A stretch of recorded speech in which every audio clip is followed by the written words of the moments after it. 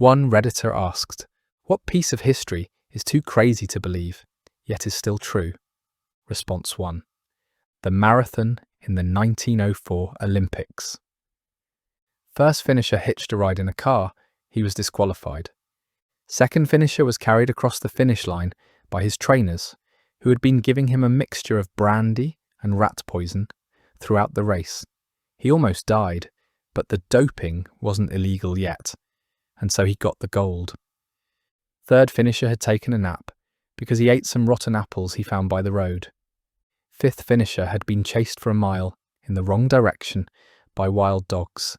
Several entrants had never run a race before, and there was a South African delegation of runners who weren't even part of the Olympics. They were just students who were in town who wanted to take part. Also, there was a Cuban mailman who tried to go for the prize money to afford a ticket back home.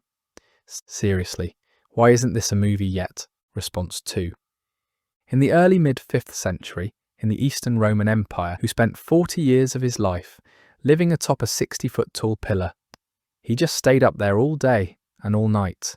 He had fellow monks bring him food, drink, etc. to stay alive. According to the 3 surviving biographies, which were written during or shortly after his lifetime, by people who knew him, he literally spent 40 years on this pillar without coming down once. He would preach to crowds below, pray to God, and help mediate legal disputes. He wrote to both the Roman Emperor and the Persian King of Kings, advising both on spiritual matters. People came to visit him from as far away as Gaul, modern-day France, and Britain. No small accomplishment in the 5th century. Dude got so famous for just chilling on top of a pillar for 40 years straight that over 1,500 years later, we have 3 biographies of him, and I'm writing about him on the internet. Response 3. The current Swedish royal family is descended from a man named Bernadotte, who was invited to take the throne by Swedish aristocrats. Bernadotte was one of Napoleon's marshals, having worked his way up from private, but his sole qualification for becoming king was that he had met some Swedes once and been nice to them. The moral of this story: always be cool to foreigners because you never know when they're going to want somebody to run their country. Response 4. Astronomer here. In 1054 AD, Chinese astronomers recorded a guest star in the sky. Said guest star was insanely bright. You could read by its light at night, and it was even visible during the day for about a month. However, it faded and disappeared from vision almost 2 years after it was first spotted. What everyone had witnessed was a supernova, a massive star dying in a fiery explosion at the end of its life. They're pretty rare. A galaxy our size has one about a century, but we haven't seen one in our own since 1604, before the invention of the telescope. We suspect that there were supernovae since then, just hidden by dust clouds. What's even more amazing, in the 1920s, astronomers rediscovered this supernova when they realized the Crab Nebula is actually the remnants of said exploring star. Of all the things in the history of astronomy, that's the one I hope I get to see for myself someday.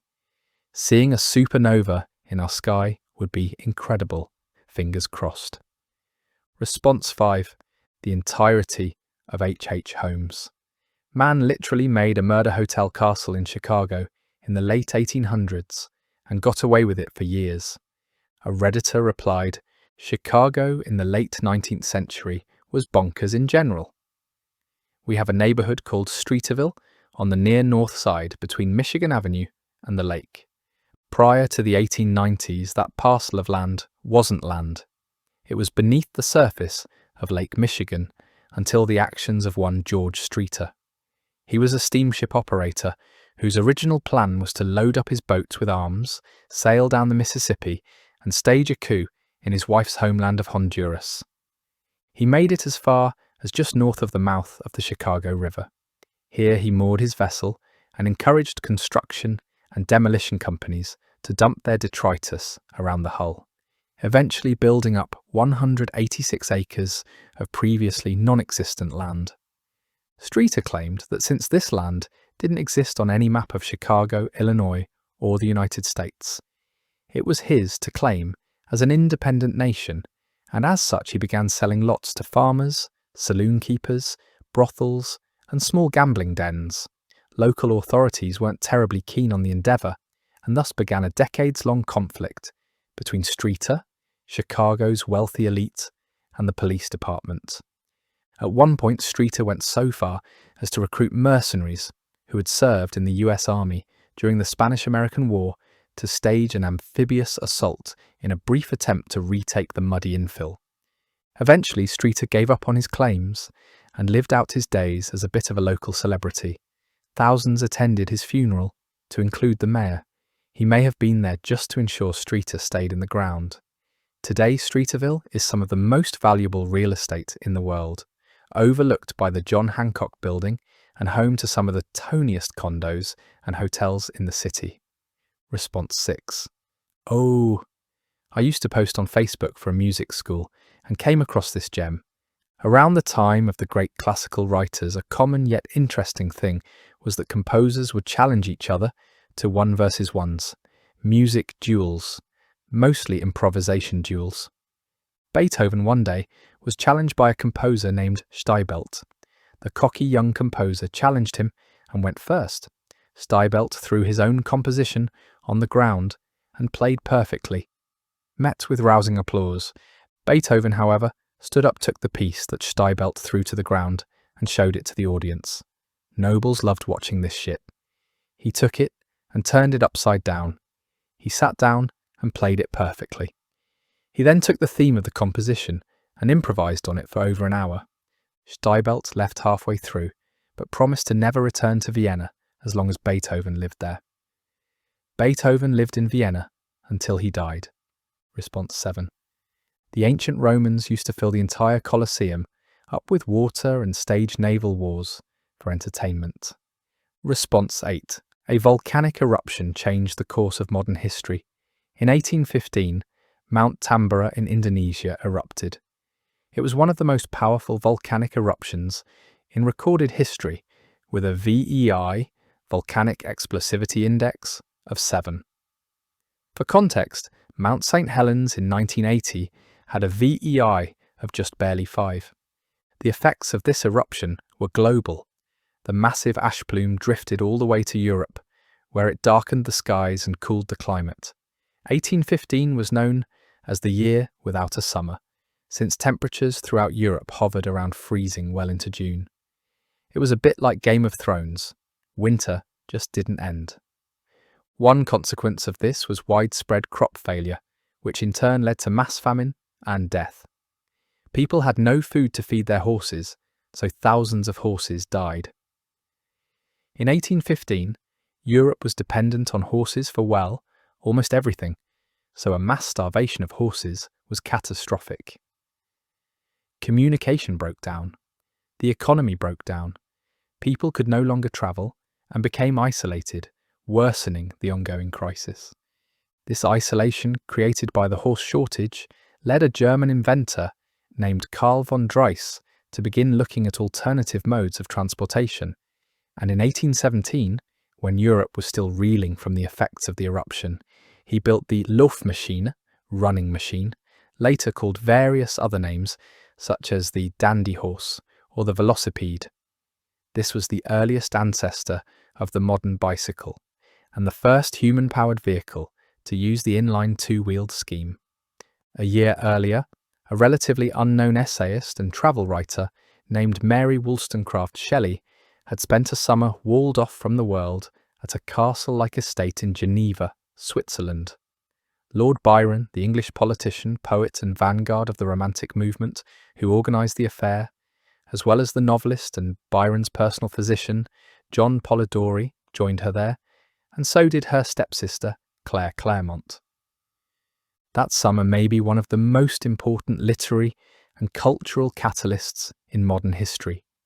During their time together in Geneva, Shelley conceived the idea for Frankenstein, and Polidori was inspired to write The Vampire, the first modern vampire novel, where most of our depictions of vampires, as well as the character Dracula originated from. The lingering volcanic winter had a major impact on the tonal atmosphere of these works. Unseasonably cold conditions, persistent storms, and icy driving rain forced the party to stay indoors. And this near-perpetual gloom is also credited with inspiring the famous line, "It was a dark and stormy night."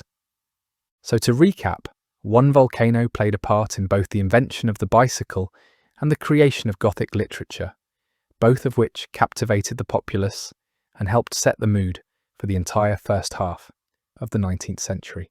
But wait, there's more.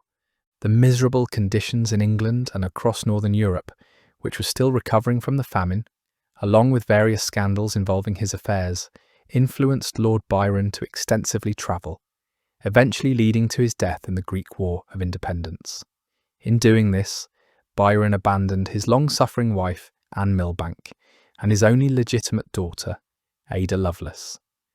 Left to care for young Ada, Anne encouraged her daughter's love of mathematics, which Lord Byron had shown no interest in. Ada Lovelace went on to become one of the most famous and influential female mathematicians, co-developing one of the first ever fully programmable mechanical computers, the analytical engine, with Charles Babbage. This was a major turning point in the development of modern computers. Half a world away, around 1816, the crops failed on the farm of Joseph Smith, Jr.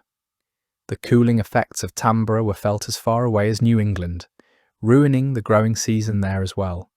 By 1817, Smith had decided to abandon life as a farmer, and he moved his family to a region of western New York known for its intense waves of fervent religious revivalism. Smith would later found the Mormon religion. Response 9. The life of one Norwegian king. In the 11th century, a prince of Norway is exiled from his home after his throne is stolen. He travels to Russia as a mercenary, makes a bunch of money, and then travels down to Constantinople. In Constantinople, he becomes close to the Byzantine emperor and becomes leader of the Varangian Guard, the emperor's personal guard army, made up of Norsemen, Saxons and Russians. While in the empire, our prince is deployed to far reaches of the Mediterranean, possibly seeing action in places like Sicily, Turkey and Holy Land.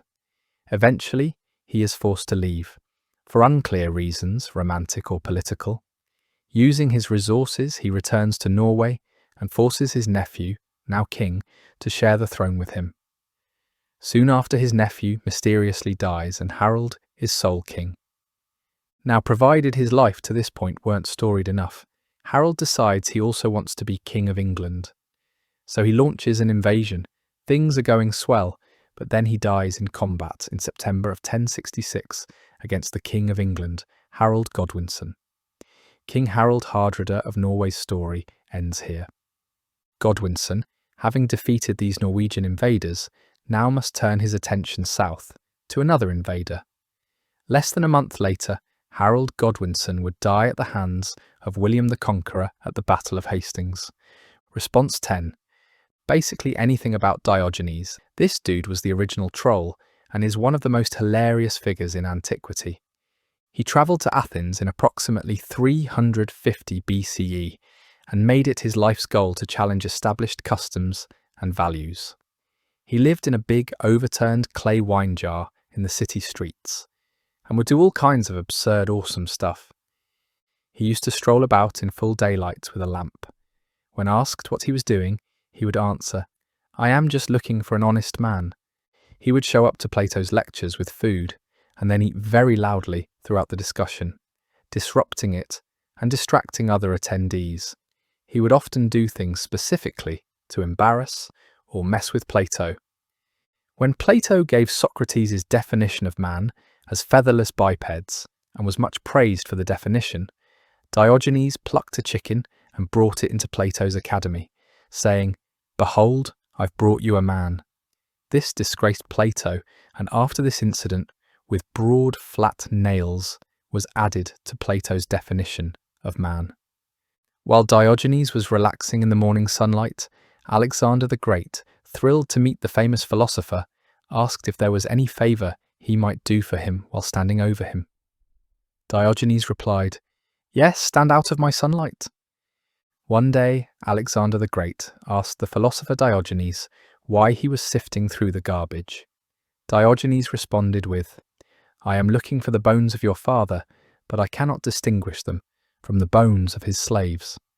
He made fun of people's excessive concern with the proper treatment of the dead. He insisted he be thrown outside the city walls upon his death, for the animals to feast on. When asked if he minded this, he said, "Not at all, as long as you provide me with a stick to chase the creatures away." When then asked how he could use the stick since he would lack awareness, he replied, "If I lack awareness, then why should I care what happens to me when I am dead? When I'm dead, just throw me in the trash." If the video was satisfactory, please consider liking and subscribing. Thank you for your time.